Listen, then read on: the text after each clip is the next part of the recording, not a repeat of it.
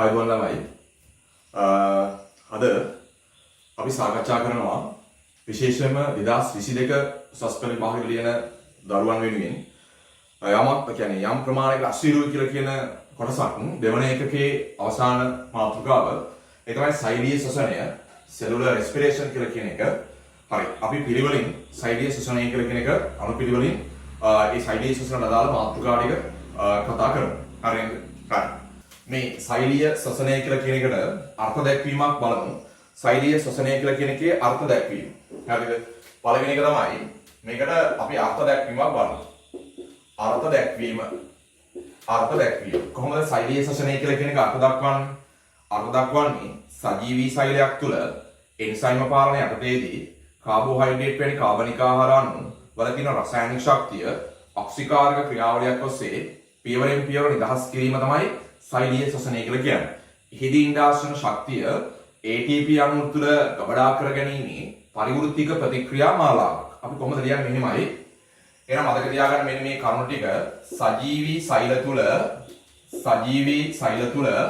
එන්සයිම පාලන යටතේදී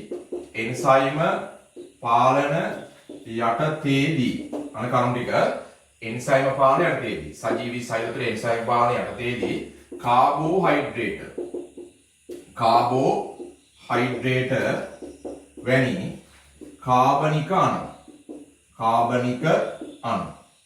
තුල අණු තුල පවතින රසායනික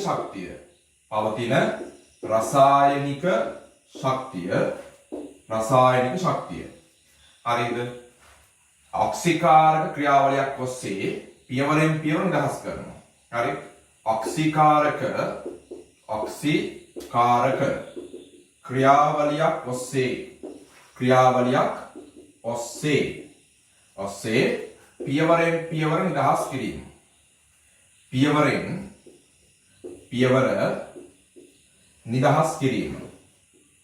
නිදහස් කිරීම සහ ඒ ශක්තිය ATP වල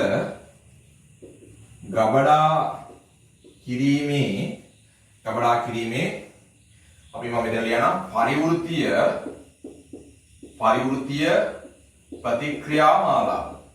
ප්‍රතික්‍රියා මාලාව. හරිද? විභාගයට සම්පූර්ණයෙන්ම ලකුණු ලබා ගන්න නම් මාකින් ස්කීමකට අනුව මේ කරුණු ටික අනිවාර්යෙන් ලියන්න ඕන. කොහොමද ලියන්නේ?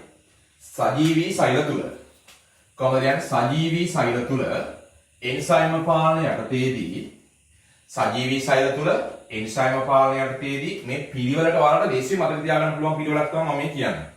සජීවී සෛල තුළ එන්සයිම පාලන යටතේදී කාබෝහයිඩ්‍රේට් වැනි කාබනික අණු වල තියෙන රසායනික ශක්තිය ඔක්සිකාරක ක්‍රියාවලියක් ඔස්සේ පියවරෙන් පියවර නිදහස් කරනවා.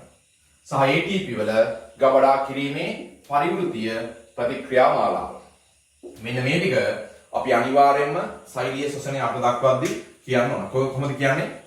සජීවී සෛලයක් තුළ එන්සයිම පාලන යටතේදී කාබෝහයිඩ්‍රේට් වැනි කාබනික අණු වල තියෙන රසායනික ශක්තිය ඔක්සිකාරක ක්‍රියාවලියක් ඔස්සේ පියවරෙන් පියවර නිදහස් කරලා ඒ නිදහස් වන ශක්තිය ATP වල ගබඩා කර ගැනීමේ පරිවෘත්තික ප්‍රතික්‍රියා මාලාව. කාරණාව පැහැදිලිනේ? හරි. ඊළඟට යනවායි ශ්වසන උපස්තර කියලා කියන්නේ. දෙවන මාතෘකාව ශ්වසන මොනවාද? උපස්තර respiratory substrate කියලා කියන්නේ. ශ්වසන උපස්තර. ඒ කියන්නේ සෛලීය ශ්වසනයේදී බිඳ වැටෙන කාබනික සංයෝගයට අපි කියනවා ශ්වසන උපස්තරය කියලා. හරිද? එතකොට අපි කියන්නේ සෛලීය ශ්වසනයේදී බිඳ වැටෙන කාබනික අණු වර්ගය ඕක තමයි ශ්වසන උපස්තරය කියලා කියන්නේ. මෙන්න මේ කාබනික අණු තියෙනවා ප්‍රධාන ශ්වසන උපස්තර කියලා කියනවා. දැන් මේවා තියෙන්න පුළුවන් ආකාර තුනක්. කාබනික අණු තියෙන්න පුළුවන් කාබෝහයිඩ්‍රේට මේදය ප්‍රෝටීන මේවා තමයි ශ්වසන උපස්තර ලෙස භාවිතා වෙන්නේ.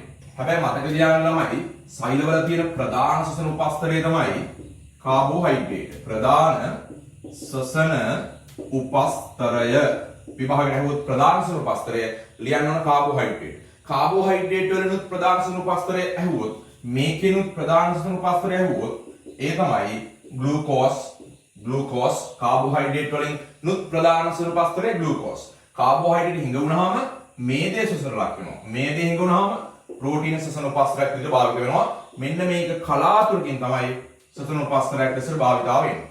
මතක තියාගන්න මෙන්න මෙහෙම කාරණයක්. 1 ග්‍රෑම් එකකින් එක ග්‍රෑම් එකක් ඔක්සිකරණයෙන් ග්‍රෑම් එකක් ඔක්සිකරණය වුණාම ඔක්සිකරණයෙන් වැඩිම ශක්තියක් නිදහස් වෙනවා. කාගෙන්ද? නිදහස් වීම වෙන්නේ මෙන්න මේ මේදය ග්‍රෑම් එකක් ඔක්සිකරණය වුණාම වැඩිම ශක්තියක් නිදහස් වෙනවා. හැබැයි ප්‍රධාන සසන උපස්තරය මේදේ නෙමෙයි. කාබෝහයිඩ්‍රේට් වලුත් ප්‍රධාන සසන උපස්තරයක් විදිහට ග්ලූකෝස් ගන්න පුළුවන්. කලාතුරකින් ප්‍රෝටීන සසන උපස්තරයක් විදිහට ක්‍රියා කරනවා. ඊළඟට ළමයි සෛලීය සසනේ ප්‍රධාන ආකාර. තුන්වෙනි එක සෛලීය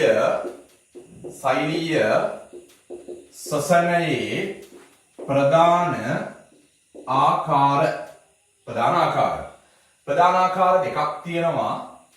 ප්‍රධාන ආකාර දෙකක් තියෙනවා. ඒ තමයි ඒරෝබික් රෙස්පිරේෂන් ස්වායු සසනය සහ නිර්වායු සසනය. අපි ස්වායු සසනය කියලා කියනවා. ඊළඟට නිර්වායු සසනය කියලා කියනවා. මේක කොහොමද අපි අර්ථ දක්වන්නේ? ස්වායු සසනය කියලා කියන්නේ ළමයි ඔක්සිජන් පවතින විට අණුක ඔක්සිජන් පවතින විට ග්ලූකෝස් වගේ වැනි සසන උපස්තර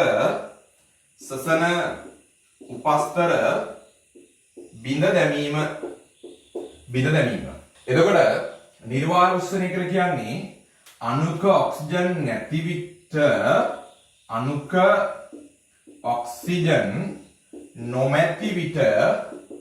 නැති විට නොමැති විට ග්ලූකෝස් බිඳ දැමීම. හරිද? මේකද ළමයි අණුක ඔක්සිජන් කියන වචනේ හරි වැදගත්. අණුක ඔක්සිජන් පවතින විට අණුක ඔක්සිජන් නොමැති විට අනිවාර්යෙන් ලියන්න ඕන වචන තමයි මේ තියෙන්නේ. ග්ලූකෝස් වගේ සසන උපස්තර බිඳ දැමීම. අණුක ඔක්සිජන් නොමැති විට ග්ලූකෝස් බිඳ දැමීම. මේකෙදි ළමයි ග්ලූකෝස් පූර්ණ ලෙස ඔක්සිකරණය වෙනවා. මේකෙදි ග්ලූකෝස් අසම්පූර්ණ ලෙස ඔක්සිකරණය වෙනවා. මේකෙදි ග්ලූකෝස් වල තියෙන ශක්තිය වැඩි ATP අණු ප්‍රමාණයක ගබඩා වෙනවා. මේකෙදි මේ හදන ATP අණු ප්‍රමාණය අඩුයි. ඊළඟට ළමයි හතරවෙනි එක ග්ලූකෝස් වල ස්වායු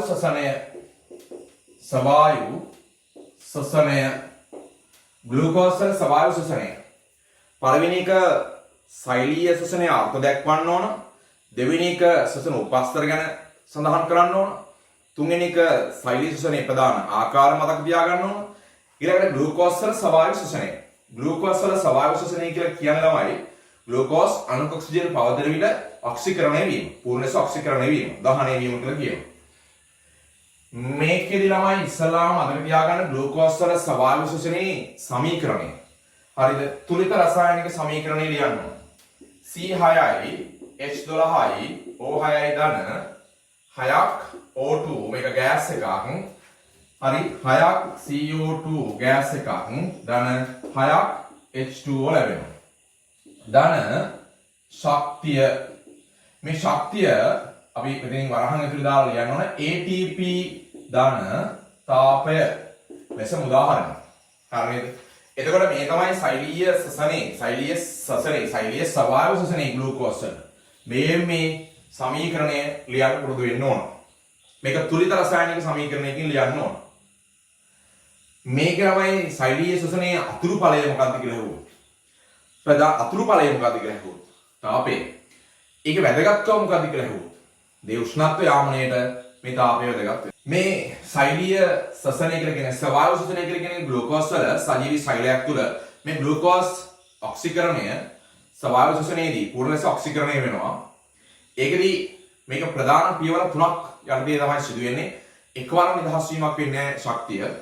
පියවර 3ක් ඔස්සේ ක්‍රමයෙන් නිදහස් වෙනවා. සෛලීය ස්වභාවික ශ්වසනයේ ග්ලූකෝස් වල ස්වභාවික ශ්වසනයේ ප්‍රධාන පියවර 3ක් තියෙනවා ළමයි. ඒ ප්‍රධාන පියවර 3 සවිස්තරාත්මකව ඉගෙන ගන්න ඕන. පළවෙනි එක තමයි ග්ලයිකොලිසිය. ග්ලයිකොලයිසිස් කියලා කියන්නේ ග්ලයිකෝ විච්ඡේදනය කියලා කියනවා. දෙවෙනි එක පයිරුවේට් ඔක්සිකරණය.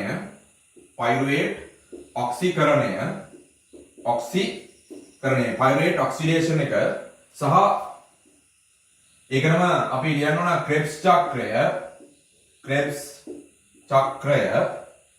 චක්‍රය. ඊළඟ තුන්වෙනි එක තමයි ඉලෙක්ට්‍රෝන පරිවහන දාමය. මේකම කියනවා ඔක්සිකාරක ෆොස්ෆෝරයිලීකරණය. හරි. දැන් ඔයාලට මතකයි ග්ලයිකොලිසිය කියලා කියන එක පයිරුවේට් ඔක්සිකරණය හා ක්‍රෙබ්ස් චක්‍රය කියලා කියන එක ඉලෙක්ට්‍රෝන පරිවහන දාමය. නැත්නම් ඔක්සිකාරක ෆොස්ෆොරයිලීකරණය. හරි. එතකොට අපි මුලින්ම සෛලීය ශ්වසනයේ අර්ථ දැක්වීම මතක තියාගන්න ඕන. මතක් කරන්න බලන්න සෛලීය ශ්වසනයේ අර්ථ දැක්වීම මතකද කියලා.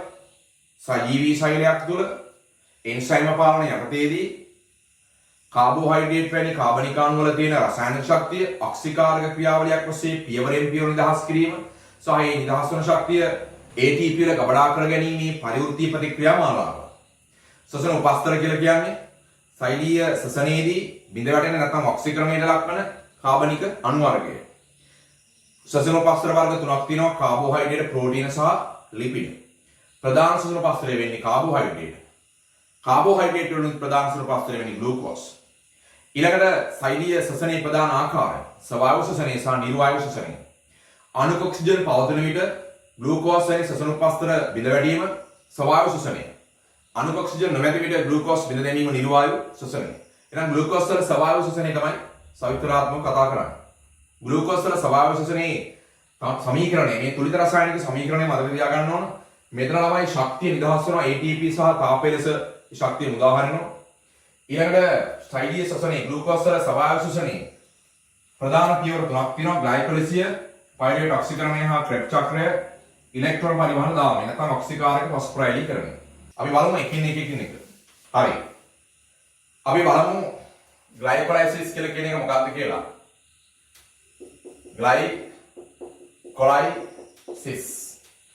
ග්ලයිකොලයිසිස් ග්ලූකෝස් වල ස්වභාවික ශ්වසනයේ පළමු පියවර තමයි ග්ලූකෝස් බිඳ දැමීමේ ඔක්සිකරණයට ලක්වීමේ පළමු පියවර තමයි ග්ලයිකොලිසිය. මේක වෙන්නේ ළමයි සයිටෝසොලය තුල. එහෙනම් අපි ලියන්න ඕනේ මේක වෙන්නේ සයිටෝසොලය තුල. මේ තියෙන්නේ සයිටෝසොලය තුල. මතක තියාගන්න ලේසි පිළිවෙලක් මම කියන්නම්. වෙන්නේ සයිටෝසොලය තුල. එතකොට එහෙනම් ඔයාලා දැනගන්න ඕනේ ඊළඟට ඇයි වෙන්නේ සයිටෝසොලය තුල. ඒකට හේතුව ළමයි ග්ලයිකොලිසිය උත්ප්‍රේරණය කරන සියලු එන්සයිම් සයිටෝසොලය තුල පැවතීම. එහෙනම් ග්ලයිකොලිසිය ගැන කරුණු දෙකක් ඔයාලට මතකයි. එකක් වෙන්නේ කොහෙද කියලා මතකයි. එහෙනම් වෙන්නේ සයිටෝසොලය තුල. ඒකට හේතුව මතකයි. ග්ලයිකොලිසිය ප්‍රතික්‍රියා උත්ප්‍රේරණය කරන එන්සයිම් සියලු එන්සයිම් සයිටෝසොලය තුල පැවතීම. ග්ලයිකොලිසිය උත්ප්‍රේරණය කරන ප්‍රතික්‍රියා මයිටොකොන්ඩ්‍රියම් තුල පවතී කියලා ප්‍රකාශයක් ආවොත් ඒ ප්‍රකාශය වැරදි. සියලු එන්සයිම් තියෙන්නේ සයිටෝසොලය තුල. ඊළඟට මේ ග්ලයිකොලිසියදී මොකද වෙන්නේ කියලා මතක තියාගන්න. වෙන්නේ ළමයි කාබන් පරමාණු 6ක් තියෙන ග්ලූකෝස් අණුවකින් කාබන් පරමාණු 3ක් තියෙන පයිරුවේට් අණු දෙකක් ලැබෙනවා. එහෙනම් අපි මෙන්න මෙහෙම ලියනවා ඔක C6යි H12යි O6යි. කාබන් පරමාණු 6ක් තියෙනවා. කාබන් පරමාණු 6ක් තියෙන මේ තියෙන ග්ලූකෝස් අණුවක්. කාබන් පරමාණු 6ක් තියෙන ග්ලූකෝස් අණුවක්. මේක ඔක්සිකරණයට ලක් වෙලා පියවරෙන් පියවරම ඔක්සිකරණයට ලක් වෙලා හදනවා ළමයි කාබන් පරමාණු 3ක් තියෙන පයිරුවේට් අණු දෙකක්. කාබන් පරමාණු 3ක් තියෙන පයිරුවේට් පයිරුවේට්. පයිරුවේට් ගන්න දෙකක් හදනවා. එක ග්ලූකෝස් අණුවකින්. මේකේ ළමයි අතරමැදි සංයෝග විදිහට තියෙනවා කාබන් පරමාණු 3ක් තියෙන අපිට හම්බ වෙනවා G3P කියලා එකක්. G3P. glyceraldehyde triphosphate. ඊළඟ ආය කාබන් පරමාණු 3ක් තියෙන 3PGA. 3PGA. මේ G3P සහ 3PGA ප්‍රභා සංශ්ලේෂණයේ කැල්වින් චක්‍රය හමුුණා අපිට. ළමයි කැල්වින් චක්‍රය උනේ හරි 3PGA G3P උනේ. මේක උනේ කැල්වින් චක්‍රය. මේක උනේ කැල්වින් චක්‍රය. කැල්වින් සයිකල් එකේ. හැබැයි ග්ලයිකොලයිසිස් වලදී වෙන්නේ G3P වලින් 3PG හැදෙන එක. මේකේ අනිත් පැත්ත වෙන්නේ. හරි? කාරණාව තේරුම් ගන්න මම මේක මකනවා. මේකෙදි ළමයි මේ ළමයි ග්ලයිකොලිසිස් කියලා කියන්නේ. ඔයාලා පළවෙනි එක මතක තියාගන්න වෙන්නේ කොහෙද ග්ලයිකොලිසිස් සයිටෝසොලේ තුල. ඇයි වෙන්නේ? ඒකට අවශ්‍ය කරන එන්සයිම් ප්‍රතික්‍රියා උත්ප්‍රේරක කරන සියලු එන්සයිම් සයිටෝසොලේ තුල පැවතීම. තුන්වෙනි කාරණේ තුලට මතකයි. මේක වෙන්නේ මොකක්ද කියලා මතකයි. වෙන්නේ මොකක්ද? වෙන්නේ කොහෙද? ඇයි වෙන්නේ? වෙන්නේ මොකක්ද? වෙන්නේ කාබන් පරමාණු 6ක් තියෙන ග්ලූකෝස් අණුවකින් කාබන් පරමාණු 6ක් තියෙන ග්ලූකෝස් අණුවකින් කාබන් පරමාණු 3ක් තියෙන පයිරුවේට් අණු දෙකක් ලැබෙනවා. පයිරුවේට් අණු දෙකක් ලැබෙනවා. මෙන්න අතරමැදි සංයෝග මතක තියාගන්න. ඊළඟට ඔයාලට මතක තියාගන්න ලේසි ඊළඟ කරුණ. මේ ග්ලයිකොලිසියේ මුල් පියවරවල් වලදී මුල් පියවරවල් කියන්නේ මෙන්න මේ පියවර. මෙතන. මෙතන ළමයි ATP දෙකක් වැය වෙනවා. එතකොට හැදෙනවා ළමයි දෙකක් ADP. දෙකක් ADP හැදෙනවා. පසු පියවරවල් වලදී ඒ කියන්නේ මේ පියවරවල් වලදී ATP හැදෙනවා ළමයි. මෙතන ATP මුල් පියවරවල වලදී මේවා MCQ පටල ප්‍රකාශ දෙනවා ළමයි. මුල් පියවරවලදී ATP නිපද වෙයි. වැරදි ළමයි. මුල් පියවරවලදී ATP නිපද වෙන්නේ ATP වැය වෙනවා. පසු පියවරවලදී ATP නිපද වෙයි. අන්න හරි. පසු පියවරවලදී ATP වැය වේ කිව්වොත් අන්න ප්‍රකාශය වැරදි. වැය වෙන්නේ නැහැ. පසු පියවරවලදී ATP හැදෙනවා. මෙතන ATP හැදෙනවා. මෙතන ATP හැදෙනවා. මෙතන දෙකක් ADP වලින් හැදෙනවා ෆොස්ෆේට් ගාන සම්බන්ධලා දෙකක් ATP. මෙතන දෙකක් ADP වලින් හැදෙනවා ෆොස්ෆේට් ගාන සම්බන්ධලා දෙකක් ATP. දෙකක් ATP. ඊළඟට ග්ලූකෝස් ඔක්සිකරණයේදී නිදහස් වන හයිඩ්‍රජන් පරමාණු 4ක්. හයිඩ්‍රජන් පරමාණු 4ක් H+ පරමාණු 4ක් සහ ඉලෙක්ට්‍රෝන ප්‍රතිග්‍රහණය කරනවා දෙකක් NAD+ වලින්. ඒ ඔක්සිහරණය වෙනවා දෙකක් NADH බවට. දෙකක් NADH බවට. දැන් හොඳට මතක තියාගන්න මේ තමයි ග්ලයිකොලිසිස්. ඊළඟ කරුණු ටිකක් තව කියන්න පුළුවන් වල. මුල් පියවරවලදී ATP වැය වේ. පසු පියවරවලදී ATP නිපද වේ. ඔන්න මුල් පියවරවලදී ATP දෙකක් වැය වෙනවා. පසු පියවරවලදී ATP හතරක් හැදෙනවා. එහෙනම් ඔයාලා ලියනවා මෙන්න මෙහෙම ඊළඟ කරුණ විදිහට සුද්ධ ATP ලාභය දෙකයි. සුද්ධ ATP ලාභය දෙකයි. දැන් බලන්න කරුණු කීයක් මතකද කියලා බලන්න. සයිටෝසොලේ තුල සිදුවේ. එහෙනම් ඊළඟට මතක් වෙනවා ලියන්න ග්ලයිකොලිසිය උත්ප්‍රේරණය කරන සියලු වෙනසයිම සයිටෝසොලේ තුල පවතී. ඊළඟ මතක් වෙනවා ඔයාලට මේක වෙන්නේ කාබන් පරමාණු 6ක් තියෙන ග්ලූකෝස් අණුවකින් කාබන් පරමාණු 3ක් තියෙන පයිරුවේට් අණු දෙකක් ලැබෙනවා. ඒක මතකයි. මුල් පියවරවලදී ATP වැය වේ. පසු පියවරවලදී ATP නිපද වේ. මුල් පියවරදී ATP දෙකක් වැය වෙනවා. පසු පියවරදී ATP හතරක් හැදෙනවා. එහෙනම් ඊළඟට ඔයාලා ලියනවා සුද්ධ ATP ලාභය දෙකයි කියලා. මේක මතකයි. මේක ළමයි මේ ප්‍රතික්‍රියා අන්න ඊළඟ කරුණ මතක තියාගන්න. අණුක ඔක්සිජන් වල රඳා පවතින්නේ නැහැ. එහෙනම් සෛලේට ඔක්සිජන් තිබුණත් නැතත් මේක වෙනවා. එහෙනම් ඔයාලගේ භාගයට අහනවා ස්වභාවික තත්ත්වයකදී නිර්වායු තත්ත්වයකදී සිදුවන ක්‍රියාවලිය. උත්තරේ ග්ලයිකොලිසිස්. ග්ලයිකොලිසිස් ළමයි ස්වභාවික තත්ත්වයකදී වුණත් නිර්වායු තත්ත්වයකදී වුණත් මේ විදිහම තමයි වෙන්නේ. ඔන්න පටලවා MCQ ප්‍රකාශයක් කරනවා මෙහෙම. ග්ලයිකොලිසිස් නිර්වායු තත්ත්වයන්හිදීට වඩා ස්වභාවික තත්ත්වයන්හිදී වැඩි ATP අණු ප්‍රමාණයක් නිපදවයි. ස්වභාවික තත්ත්වයන්වලදී ග්ලයිකොලිසිස් වුණොත් නිර්වායු තත්ත්වයන්වලදී ග්ලයිකොලිසිස් වෙනවට වඩා වැඩි ATP අණු ප්‍රමාණයක් හැදෙනවා. ඔව් කියලානේ ඔයාලා කියන්නේ. ගත් කපන කියන්නේ ඔව් කියලා. එහෙම වෙන්නේ නෑ ළමයි. ග්ලයිකොලිසිස් ස්වභාවික තත්ත්වයන්ටදී වුණත් මේ විදිහයි. නිර්වායු තත්ත්වයන්ටදී වුණත් මේ විදිහයි.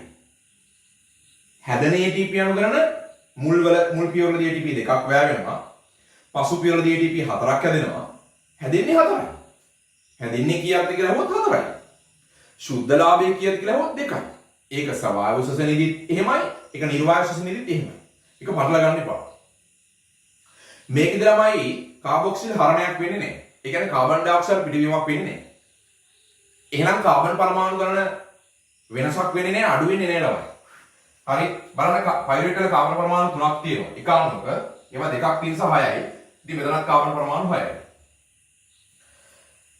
මම වැදගත් දෙයක් කියලා දෙන්නම් මෙන්න මේක අහගන්න. හරිද? ළමයි හරි මෙන්න මෙතන G3P ඔක්සිකරණය වෙනවා 3PGA බවට. මේකෙදි ළමයි නිදහස් වෙනවා හයිඩ්‍රජන් පරමාණු 4ක් සහ ඉලෙක්ට්‍රෝන H+ 4ක්. සහ ඉලෙක්ට්‍රෝන නිදහස් වෙනවා. ඒ H+ උදාහරණ H+ ප්‍රතිග්‍රහණය කරනවා ළමයි දෙකක් NAD+ වලින්. ප්‍රතිග්‍රහණය කරලා මෙයාපත් වෙනවා දෙකක් NADH බවට. දෙකක් NADH බවට. ඒ කියන්නේ ළමයි NAD+ අණු දෙකක් H+ 4ක් ප්‍රතිග්‍රහණය කරනවා. ග්ලූකෝස් ඔක්සිකරණයේදී ග්ලයිකොලිසිස්දී ග්ලූකෝස් ඔක්සිකරණයේදී උදාහරණ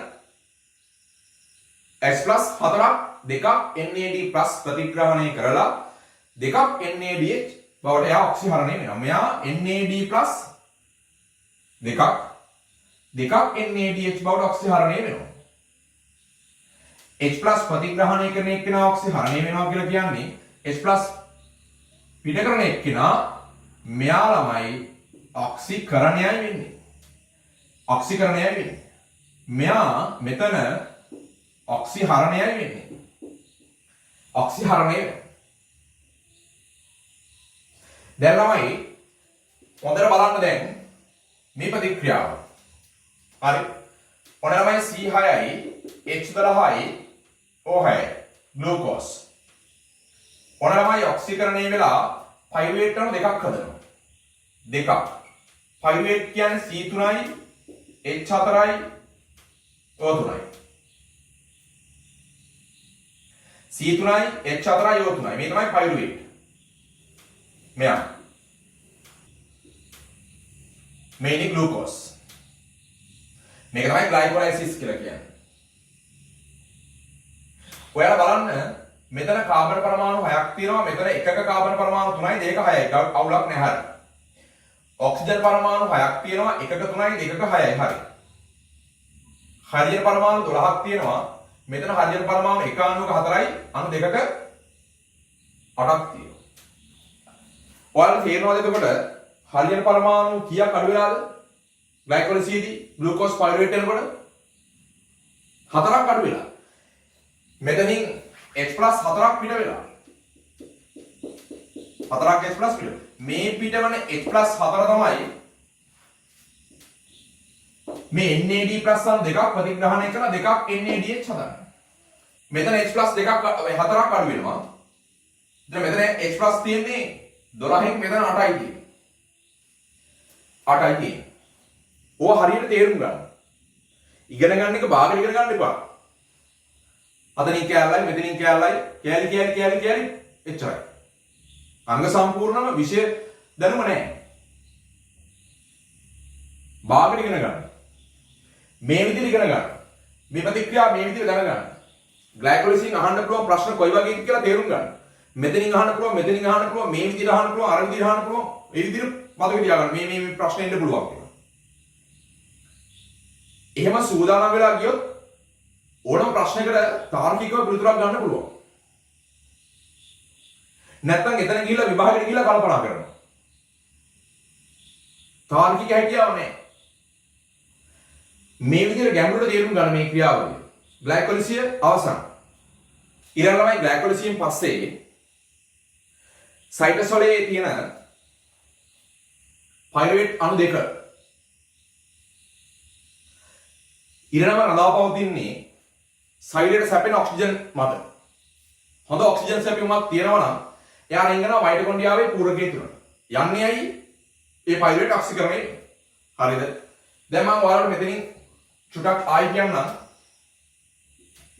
මේ ග්ලයිකොලිසිය අන්තඵල. ග්ලයිකොලයිසිස් වල එකක් සටහනක් දාගමු. අන්තඵල මේකත් වැදගත්. දෙකක් NADH. හතරක් ATP દ્વારા ලියන්නේ අන්තඵල විදිහට දෙකක් ATP ද. හතරක් ATP ලියන්නේ. තව පයිරුවේට් දෙකයි. පයිරුවේට් අණු දෙකයි. හරි. තව ඕනනම් ගත්ත හැකි දෙකක් ADP. දෙකක් ADP. මේවා ග්ලයිකොලිසිය අන්තඵල විදිහට ගන්න පුළුවන්. හරි. ඊළඟ ළමයි පයිරුවේට් වල ඔක්සිකරණය. හරි. බලන්න ළමයි පයිරුවේට් වල ඔක්සිකරණය වෙන්නේ මයිටොකොන්ඩ්‍රියාමේ පූරකයේ තුල.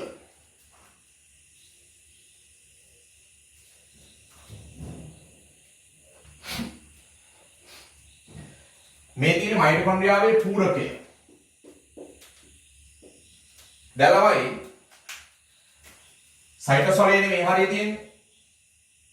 සයිටෝසොලේදී කාබන් පරමාණු 6ක් තියෙන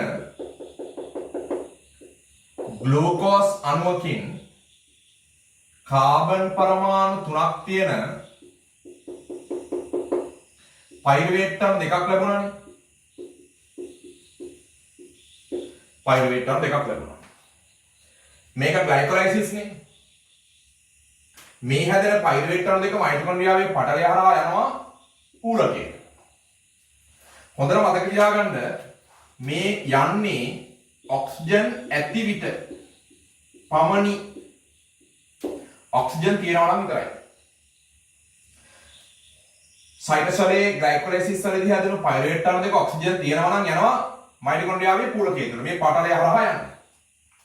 යන්නේ ළමයි මෙන්න මෙතන හොඳට මතක තියාගන්න ATP වැය කරන්න ඕන. හොඳට මතක තියාගන්න ළමයි මෙන්න මෙතන මේ යන්න ATP වැය වෙනවා. මෙයා යන්න ATP වැය වෙනවා මේ පටලය හරහා මේක ඇතුළට යන්න. එනේ යන්නේ සක්‍රීය පරිවහණයෙන් තමයි යන්නේ. ගිහිල්ලා ළමයි පයිරුවේට් කියන්නේ ළමයි CH3 C දිත්ත බන්ධන O COOH. මේ වගේ පයිරුවේට් අණු දෙකක් තියෙනවා. පයිරුවේට් අණු දෙකක් තියෙනවා. ඇයි? එක ග්ලූකෝස් අණුවකට පයිරුවේට් අණු දෙකක් ලැබෙනවා මේ වගේ. මේක තමයි ඉස්සලාම වෙන්නේ සයිටෝසොලේ ඉඳලා මේ පයිරුවේට් අණු මයිටොකොන්ඩ්‍රියාවේ පූරකයට යන්නේ පයිරුවේට් ඔක්සිකරණය සඳහා. යන්නේ ඔක්සිජන් තියනවා නම් විතරයි. යන්නේ සක්‍රීය පරිවහණය. කාරණා තුනක් මතකයි.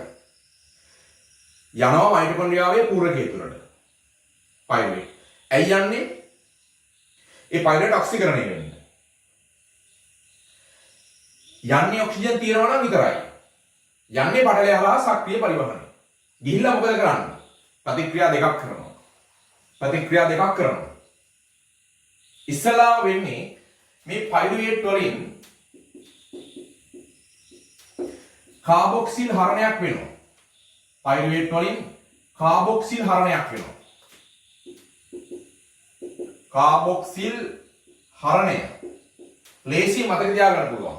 කොහොමද මේ පයිරුවේට් වල සූත්‍රය මතක තියාගන්නේ? CH3 C දිත්ත බන්ධනෝ COOH. කාබොක්සිල් හරණයක් වෙන ළමයි කාබන් ඩයොක්සයිඩ් පිට වෙනවා හරණය කියලා කියන්නේ. කරණය කියලා කියන්නේ කාබන් ඩයොක්සයිඩ් ප්‍රතිග්‍රහණය කරනවා කියන්නේ.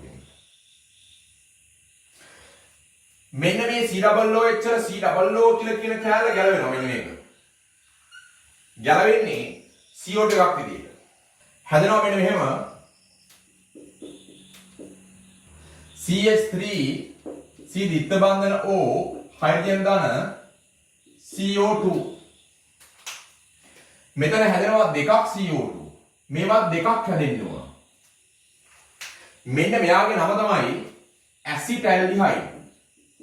ඇසිටල්ඩිහයිඩ්. ඇසිටල්ඩිහයිඩ්. ඒකේ ළමයි තියෙනවා ඇසිටයිල් කාණ්ඩයක්. මෙන්න මෙතන මේ තියෙන්නේ ඇසිටයිල් කියන කාණ්ඩය. පයිරුවේට් කාබොක්සිල් හරණයකින් ඇසිටයිල් කියන කාණ්ඩයක් බවට පරිවර්තනය කරනවා. ඊට පස්සේ තමයි දෙවෙනි එකේදී වෙන්නේ මෙන්න මේ ඇසිටල්ඩිහයිඩ් නැත්නම් ඇසිටයිල් කාණ්ඩය CH3C දිත්ත බන්ධන O හයිඩ්‍රජන්. මෙන්න මෙයා තමයි මේ ඇසිටයිල් කාණ්ඩය කියලා කියන්නේ. මෙයා ඇසිටයිල් කාණ්ඩය. ඇසිටයිල් කාණ්ඩය. එයා ප්‍රතික්‍රියා කරනවා ළමයි මේවා දෙකක් තියෙනවා. කාබන් ඩයොක්සයිඩ් දෙකක් පිට වෙනවා. මෙතන පයිරුවේට් දෙකක් ලැබෙනවා. මෙයා ප්‍රතික්‍රියා කරනවා දෙකක් CoA දාන දෙකක් NAD+ එක්ක. මේ CoA කියලා කියන්නේ ළමයි සහ එන්සයිම A. මෙතන දෙකක් NAD+. මෙතනින් ළමයි H ගැලවෙනවා. හරි මේ H ගැලවිලා මෙන්න මේ NAD+ එකතු වෙනවා. මෙතන තමයි CoA වල පේන්න තුනට H එකක් තියෙනවා ඒකත් ගැලවිලා NAD+ එකතු වෙනවා. ලේසිය මතක තියාගන්න පුළුවන් මේ විදිහට. එතකොට මෙන්න මේකෙදි හැදෙනවා ළමයි මේකෙදි හැදෙනවා ඒ හැදෙන එක ප්‍රතිඵලය මම මෙතනින් දාන්න. මේකෙදි හැදෙනවා ළමයි මේ ඇසිටයිල් කාණ්ඩය මේ CoA එක ප්‍රතික්‍රියා කරලා හදනවා ඇසිටයිල් CoA. හදන්නේ ළමයි ඇසිටයිල් CoA මෙන්න මෙහෙම. CH3 C දිත්ත බන්ධන O H ගැලවෙනවා CoA කියන කැලල මෙතනට සම්බන්ධ වෙනවා CoA. මෙයා ළමයි ඇසිටයිල් කාණ්ඩය මෙයා CoA කියන එක. ඇසිටයිල් කාණ්ඩය මෙතන H ගැලවෙනවා මෙතන CoA H ගැලවෙනවා වලට එතනට ආදේශ වෙනවා මේ H ගැලවිලා NAD එක එකතු වෙලා දෙකක් NADH හැදෙනවා. දෙකක් NADH හැදෙනවා. ධන හරි දෙකක් NADH දෙකක් NADH හැදෙනවා. දෙකක් NADH හැදෙනවා. එහෙනම් මෙතනත් දෙකක් ඇසිටයිල් CoA හැදෙනවා. මේකට අපි කියන්නේ ඇසිටයිල් CoA. මේකට කියන්නේ ඇසිටයිල් CoA කියලා කියන්නේ. ඔන්න ඇසිටයිල් CoA කියලා එකක් හැදෙනවා. ඒවා දෙකක් හැදෙනවා. හරි. මේක තමයි ප්‍රතික්‍රියාව. ඔයාලා ලේසි මෙහෙම අතක තියාගන්න පුළුවන්. පයිරුවේට් අණු දෙක මයිටොකොන්ඩ්‍රියාවේ පූරකයට යනවා. යන්නේ ඔක්සිජන් නැති විට. යන්නේ පයිරුවේට් ඔක්සිකරණය වෙන්නේ. යන්නේ සක්‍රීය පරිවහණයෙන් මේ පටලය හරහා. ප්‍රතික්‍රියා දෙකකට ලක් වෙනවා. මුලින්ම පයිරුවේට් අණු දෙකෙන් කාබොක්සිල් හරණයක් වෙලා ඇසිටයිල් කාණ්ඩයක් බවට පත් වෙනවා. මේ තියෙන්නේ ඒ ඇසිටයිල් කියන කාණ්ඩය. කාබොක්සිල් හරණයක් වෙලා කාබන් ඩයොක්සයිඩ් දෙකක් පිටවලා ඇසිටයිල් කාණ්ඩයක් බවට පත් වෙනවා. ඒ ඇසිටයිල් කාණ්ඩේ ප්‍රතික්‍රියා කරනවා CoA එක්ක. ඇසිටයිල් මේ CoA එක ප්‍රතික්‍රියා කරනකොට හැදෙනවා ඇසිටයිල් CoA කියලා. මේ CoA කියන කැලල මේ ඇසිටල්ඩිහයිඩ් වල මෙන්න මේ H ගැලවෙනවා. මේ CoA කියන කැලල මෙයාට එකතු වෙනවා. මේ ගැලවෙන H මෙහෙන් එන H NAD+ එකතුලා මෙතන තව NADH අණු දෙකකුත් හැදෙනවා. ඊට අමතරව මෙතන ඇසිටයිල් CoA කියලා එකක් හැදෙනවා. මේ CoA කියන්නේ ළමයි ඔය CoA කියලා කියන එකට සමානව කියන්න පුළුවන් සහ එන්සයිම A කියලා. එන්සයිම A සහ එන්සයිම A. CoA කියන එකම තමයි කියන්නේ සහ එන්සයිම A කියලා. CoA කියන එකට සහ එන්සයිම A කියනවා නම් එහෙනම් ඇසිටයිල් CoA වෙනුවට අපි දාන්න පුළුවන් සහ එන්සයිම A. එහෙනම් මේකම ලියන්න පුළුවන් කොහොමද ලියන්නේ? ඇසිටයිල් සහ එන්සයිම් A කැඩීම මොහොම ලියන්න පුළුවන්. මේකම ලියන්න පුළුවන් වෙනම් ඇසිටයිල් සහ එන්සයිම් A. මේ තමයි එතකොට පයිරුවේට් වල ඔක්සිකරණ. පයිරුවේට් අණු දෙක මයිටොකොන්ඩ්‍රියාවේ පුරකෙට ගිහිල්ලා ඒ පයිරුවේට් අණු දෙක ඔක්සිකරණයට ලක් වෙලා හැදෙනවා ඇසිටයිල් සහ එන්සයිම් A අණු දෙකක්. නැත්නම් ඇසිටයිල් CoA අණු දෙකක්. සහ NADH අණු දෙකක්. ඊට අමතරව කාබන් ඩයොක්සයිඩ් දෙකක් පිටවෙනවා. මේ තියෙන්නේ එතකොට පයිරුවේට් වල ඔක්සිකරණය. මේක වෙන්නේ මයිටොකොන්ඩ්‍රියාවේ පූරකය තුල. අපි සාරාංශයක් ගමු මෙන්න මෙහෙම. ඔන්න බලන්න ළමයි. ග්ලූකෝස් ඔක්සිකරණය වුණා. ග්ලූකෝස් ඔක්සිකරණය වුණා දෙකක් පයිරුවේට් බවට. දෙකක් පයිරුවේට්. හරි. මෙතනදී හැදුනා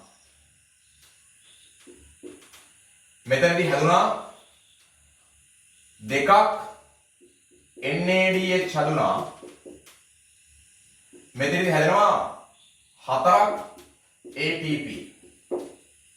ඔක තමයි ග්ලයිකොලයිසිස්. මේ හැදෙන දැන් මේක තමයි ග්ලයිකොලයිසිස්. මේ හැදෙන පයිරුවේට් අණු දෙක මයිටොකොන්ඩ්‍රියාවේ පූරකයට ගිහිල්ලා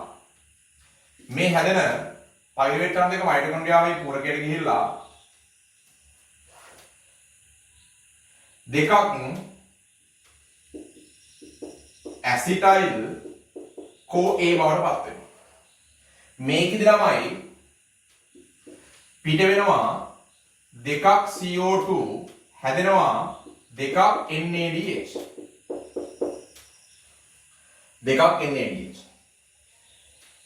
මෙන්න හොඳට තේරුම් ගන්න මෙන්න මේ ප්‍රතික්‍රියා ටික. මේ තියෙන ළමයි ග්ලූකෝස් පයිරුවේට් අණු දෙකක් වෙනවා. හරි. මේ ටික වෙන්නේ සයිටෝසොලේ තුල. මේ ටික වෙන්නේ සයිටෝසොලේ තුල. මේ ටික වෙන්නේ මයිටොකොන්ඩ්‍රියාවේ පූරකය තුල. හරිද? මේ ටික වෙන්නේ සයිටෝසොලය.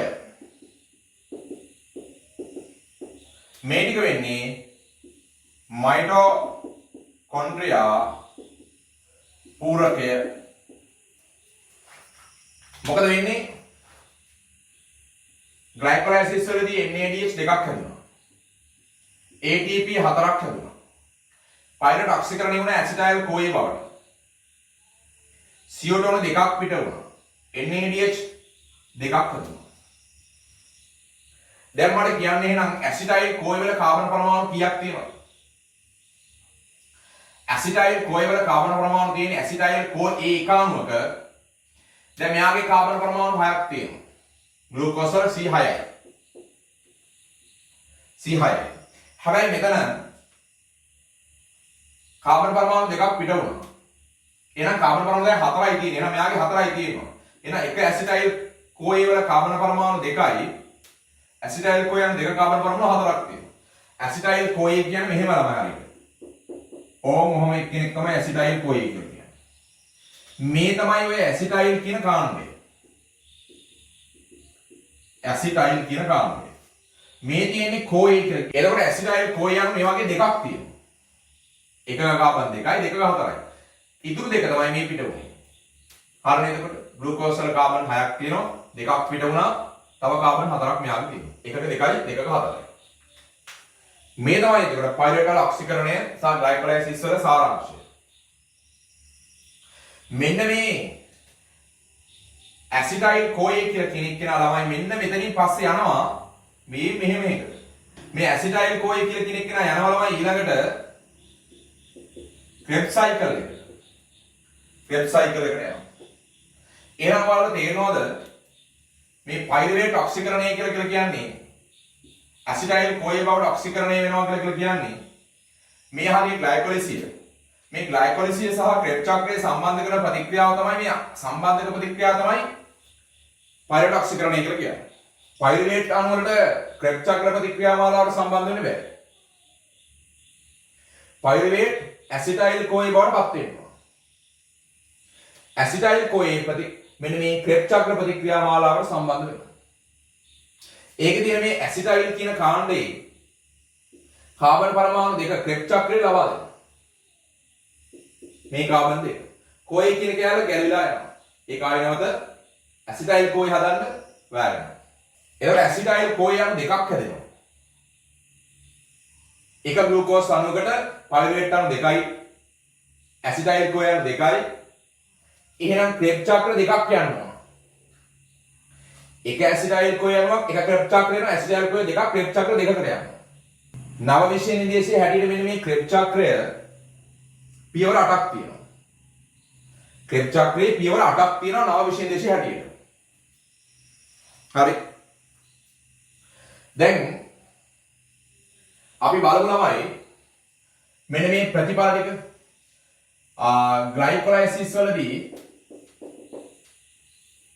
ග්ලයිකොලයිසිස් වලදී හැදිලා තියෙන මුළු ATP අණු ගණන කීයද?